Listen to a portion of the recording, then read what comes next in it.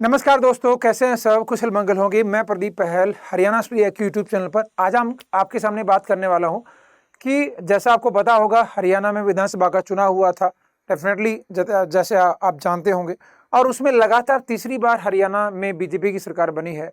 मनोहर खट्टर इससे पहले 2 बार लगातार सीएम रहे। उसके बाद नैब सिंह सैनी ने 5 से 6 महीने गुजारा, और अभी रिसेंटली हम बात करेंगे तो जो नई तीसरी बार जब सरकार बनी है तो नैब सिंह सैनी को ही लगातार दूसरी बार जो है 5 साल के लिए सीएम बनाया गया है। देखते हैं कि लंबे टाइम तक रहते हैं कि नहीं, ठीक है। लेकिन पूर्ण बहुमत है सरकार के पास, तो उन्होंने कुछ बाहर से समर्थन लेने की आवश्यकता अब की बार नहीं पड़ी।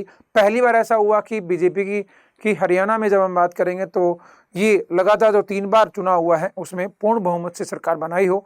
और वहीं जब हम कांग्रेस की जब बात करेंगे तो कांग्रेस भूपेंद्र सिंह हुड्डा जो अब की बार ये कह रहे थे कि मैं 60 से 65 70 सीटें भी हमारी आ सकती हैं, वो केवल 37 सीटों पर ही जो है सिमट करके रह गए। जब हम इनके बारे में बात करते हैं तो अभी मुद्दा एक छाया हुआ है कि यार विपक्ष का नेता भूपेंद्र सिंह हुड्डा को क्यों नहीं बनाया गया, जो पिछली बार थे। लेकिन भूपेंद्र सिंह हुड्डा को कैबिनेट, क्योंकि जो विपक्ष का नेता होता है, सत्ता प्रतिपक्ष की बात करेंगे तो वो नेता होता है, उसको कैबिनेट मंत्री का के जो है बराबर का दर्जा उसको दिया जाता है।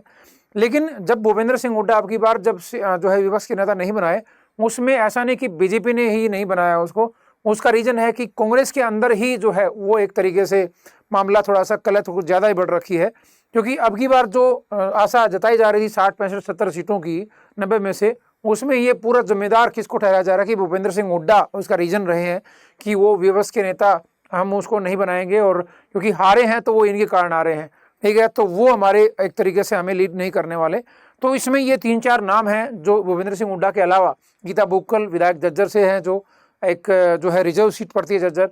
फिर रघुवीर सिंह काद्यान जो बेरी हल्के से पढ़ते हैं और जो इस विधानसभा में सबसे उम्रदराज व्यक्ति हैं, एमएलए हैं इस विधानसभा में, और इस विधानसभा में प्रोटेम स्पीकर भी थे। राज्यपाल ने उनको प्रोटेम स्पीकर अपॉइंट करा और वो मनोनीत किया, जिसके बाद इन्होंने सभी विधानसभा के सदस्यों को शपथ दिलाने का काम किया। अशोक अरोड़ा विधायक जो थानेसर से हैं वो, और चंद्रमोहन बिश्नोई जो विधायक पंचकुला से हैं।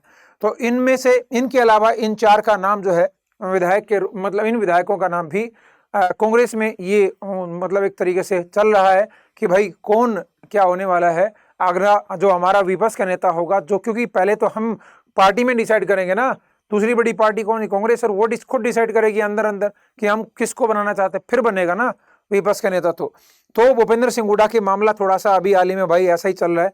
तो नेता विपक्ष का नेता न बनने पर भूपेंद्र सिंह हुड्डा को बड़ा झटका लगा है, और वो क्यों नहीं बने हैं तो उसका रीजन हमने थोड़ा सा आपको बता ही दिया। क्योंकि मुद्दा ये था कि ये दोनों जो बंदे हैं, ये दोनों बंदों के साथ इसकी डेफिनेटली नहीं बनती।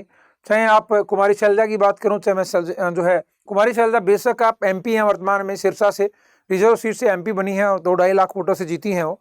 वहीं सुरजेवाला चुनाव में नहीं खड़े हुए एमएलए में, और वो अभी उनके जो पुत्र हैं वो कैथल से जब हम बात करेंगे तो विधानसभा के सदस्य बने हैं पहली बार जब हम बात करेंगे। तो ये रीजन रहा है कि इन दोनों के साथ मिलकर के इन्होंने काम नहीं किया। और तीसरा एक और रीजन, जब मैं किरण चौधरी और श्रुति चौधरी की बात करता हूँ, जो उनको विपक्ष जो है महेंद्रगढ़ और भिवानी सीट जो इनको नहीं दी गई, और डेफिनेटली जब हम बात करेंगे तो और वो फिर कहाँ चली गई, बीजेपी में चली गई। तो जब वो गई वहाँ पर गई तो भी ये इन्होंने बोला था कि इनको रोका जा सकता था यदि ये यहाँ पर सीट यदि किरण चौधरी को दी जाती लोकसभा चुनाव में, तो डेफिनेटली वो लोकसभा चुनाव जीतने वाली थी। तो उसमें कहीं ना कहीं इसका योगदान माना जाता है कि भूपेंद्र सिंह हुड्डा के कारण ये सारी चीज़ें घटित हुई हैं। तो अभी हाल ही में 37 सीटों पर जो है सिमटी है बीजेपी, ये आप जानते होंगे। और पहली बार इतना लंबा इंतजार करना पड़ा है कि 2005, 2009, 2014 और 2019 चुनाव का रिजल्ट आने के करीब 15 दिन के अंदर अंदर नेता प्रतिपक्ष का चुनाव कर लिया गया था। लेकिन प्रदेश में विधानसभा चुनाव के नतीजे 8 अक्टूबर को आ गए, जिसमें से भाजपा को 48 सीटें मिली है, ये आप जानते होंगे, और कांग्रेस को 37। लेकिन अभी तक विपक्ष का नेता नहीं चुना गया है।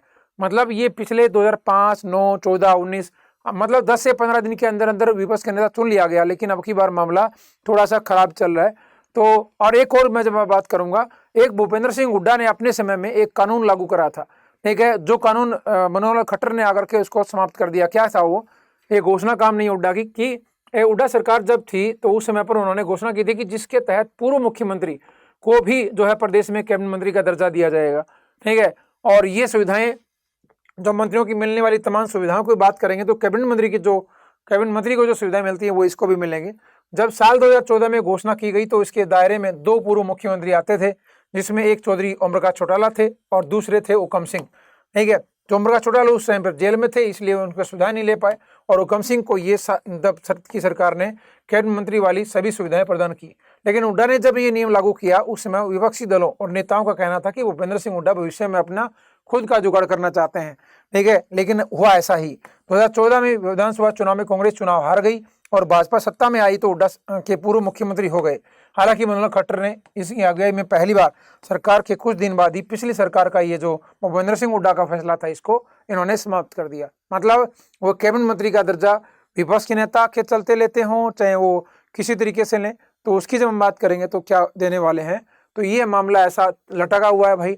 और विपक्ष के नेता भूपेंद्र सिंह हुड्डा तो हैं ही, लेकिन जब मैं सेंटर में बात करता हूं तो कौन विपक्ष के नेता बने हुए हैं, तो आप राहुल गांधी का नाम लेते हैं, है ना विपक्ष के नेता आपकी बार। तो भाई इन चीज़ों को और ज़्यादा डिटेल में चाहिए तो आप मेरे साथ रोज जुड़ सकते हैं। कितने बजे? सुबह 7 बजे मेरे साथ जुड़ सकते हैं। करंट अफेयर की मैं नेशनल, इंटरनेशनल और हरियाणा तीनों खबरों को लेकर आता हूँ मॉर्निंग में, सुबह। जैसे आज का मैंने थंबनेल लगा रखा है, तो ये 2 दिसंबर की बात करेंगे तो इस तरीके से डेली आती है। और इसकी PDF चाहिए किसी भी तरीके की, तो मेरा टेलीग्राम चैनल के साथ आप जुड़ सकते हो फटाफट से। और तीसरा मैं बात करता हूँ, यदि आप हरियाणा स्टेट PSC की तैयारी कर रहे हैं तो उसके लिए आप फाउंडेशन संकल्प बैच नंबर 11 शुरू हो रहा है आने वाली 5 दिसंबर से। तो 5 दिसंबर से इसकी शुरुआत हो रही है। जाके इसमें अपने आप को एनरोल करें। 14,999 रुपये में स्टडी IQ ऐप पर जाकर के बाय नाउ करिए। लेकिन बाय नाउ करेंगे तो आपको जो 14,999 नहीं, यदि आप ये PDK लाइव ये डिस्काउंट कूपन कोड लगाते हैं तो आपको 3,000 रुपये का बेनिफिट मिलकर के लगभग 12,000 रुपये में आप इसको ले पाएंगे। जिसमें आपको क्या फैसिलिटी मिलेंगी? लाइव क्लासेज मिलेंगी, 1-to-1 मेंटरशिप मिलेगी, आंसर राइटिंग प्रोग्राम्स होते हैं, प्रीलिम्स के लिए टेस्ट सीरीज मिलता है, रिटन बाइलिंगुअल नोट्स मिलते हैं, 1000+ घंटे की इंग्लिश में, मतलब इंग्लिश और हिंदी दोनों में बाइलिंगुअल क्लासेज आपको देखने को मिलेगी। और एक वो एजुकेटर आपको पढ़ाते हैं डेफिनेटली, जो आपको फाइनल सिलेक्शन तक पहुंचाएंगे। और फाइनल सिलेक्शन कराने का ही एक तरीके से ठान रखी है उन्होंने। तो जाकर के जुड़िएगा, स्टडी IQ ऐप को डाउनलोड करिए, डिस्क्रिप्शन में लिंक दिया होगा और कमेंट सेक्शन में भी लिंक दिया होगा, फटाफट से और प्रोसीड टू पे और ले लीजिएगा। ठीक है, तो आज के लिए केवल इतना ही। यदि आपको इस सेशन अच्छा लगता है, चैनल को सब्सक्राइब करो, बेल आइकन दबाओ। बहुत बहुत धन्यवाद।